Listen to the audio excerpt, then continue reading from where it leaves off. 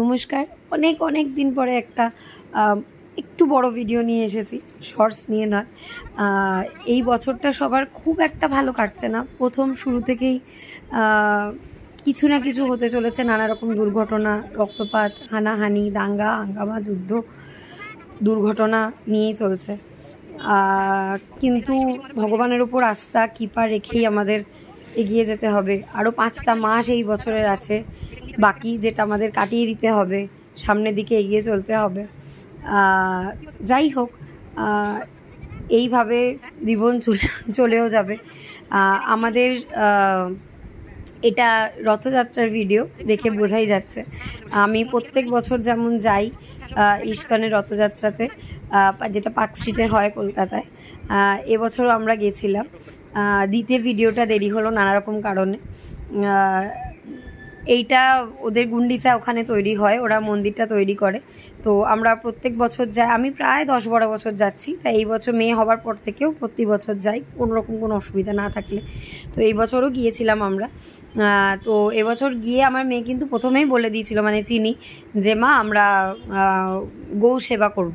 তা সেই অনুযায়ী যেহেতু আমরা একটুখানি তাড়াতাড়ি পৌঁছে গিয়েছিলাম, ওদের ওই 4টে অবধি ওদের মন্দির বন্ধ থাকে, মানে মহাপ্রভু বিশ্রাম নেন, তো পুজো টুজো দেওয়া যায় না। তো আমরা গিয়ে আগে গৌ সেবা করে নিয়েছিলাম ওখানে, দান করে আর একটু আদর টাদর করে। আমার মেয়ে এমনি ভয় পাচ্ছেও, তার একটু আদর টাদর করে নিয়েছিলাম। তারপরে গিয়ে ওকে একটুখানি ওখানে গোবিন্দাস থেকে একটুখানি খাবার যা আছে একটুখানি খাইয়ে নিয়েছিলাম। ওখানে একজন ছিলেন, যেহেতু আমি মানে কুকুর বেশি ভালো পছন্দ করি, আমার মেয়ে বলছিল মাম্মা দেখো ও খাচ্ছে। আমি বললাম হ্যাঁ মা, ওর ভেতরেও ভগবান আছে। তা উনি আমাকে ফট করে একটা রিপ্লাই দিলেন, দিয়ে বললেন যে না, ওর ভেতরে ভগবান নেই। কিন্তু আমি জানি যে প্রত্যেকটা জীব, প্রত্যেকটা মানুষ, প্রত্যেকটা জিনিসের ভেতরেই ভগবান থাকে। যখন হিরণ্যকশিপুকে প্রহ্লাদ বলেছিলেন যে বাবা এই থামটা দেখো, এই থামটার মধ্যেও কিন্তু নারায়ণ আছেন। তা উনি কি করে বৈষ্ণব ধর্মে দীক্ষিত হয়ে এই কথাটা ভুলে গেলেন আমি ঠিক বুঝতে পারলাম না, কারণ উনি প্রপার দীক্ষা নিয়ে তিলক কেটেই ছিলেন। যাই হোক, সেটা ডিফারেন্ট ব্যাপার। উনি হয়তো ঠিক মতো জানেন না, ব্যাপারটা বোঝেন না।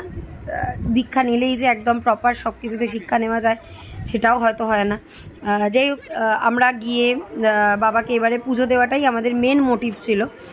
প্রত্যেক বছর যাই, কিন্তু কোনো বছরই পুজো দেওয়া হয় না। যাই হোক, পুজো টুজো দিয়ে এই যে চিনি একটু খেলেও নিয়েছে। ওখানে ফ্রি রাইডস ছিল, প্রত্যেকবার গিয়ে তোমাকে আলাদা আলাদা করে কুপন নিয়ে, একটাই কুপন দিচ্ছিলো, দিয়ে তোমাকে ফ্রি রাইডস নিতে হবে।